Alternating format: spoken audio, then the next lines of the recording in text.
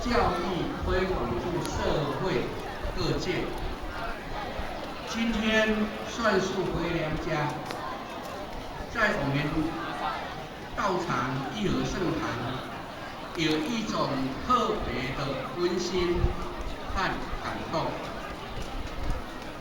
所以我们难得今年在我们住宅的佛堂，在这里来举办这个读经典推广工作，是我们台北干的新竹干的在道场主要的工作。各具圣贤交给我们3000万，第1000万，千万不要离开道场；第2000万，千万不要离开经典；第3000万，千万不要离开善知识。今天推动读经教育，就是将经典向下扎根。因为我们中国传统的文化，就是以经典来对我们人类一种思想跟善良的教育。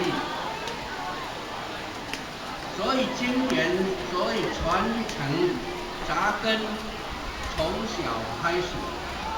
所谓读经百遍，其义自现。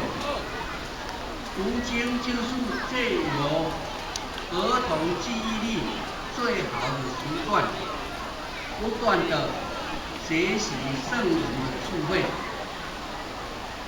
请圣人来当孩子的老师，学习世界上最有价值的书就是经典，因为世界上最有价值的，然而是以我们中国古代的易经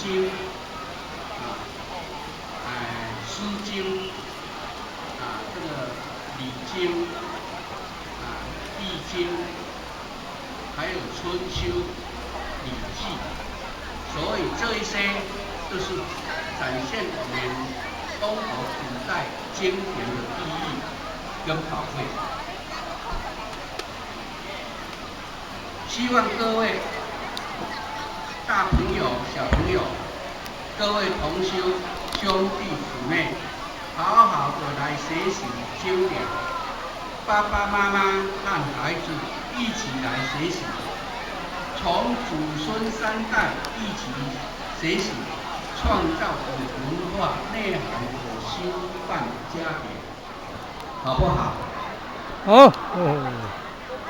最后，敬祝各位考生都有挺好的成绩，大家平安，家庭和乐，大家大会圆满顺利，谢谢各位。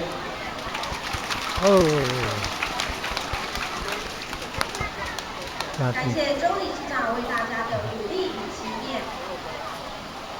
现在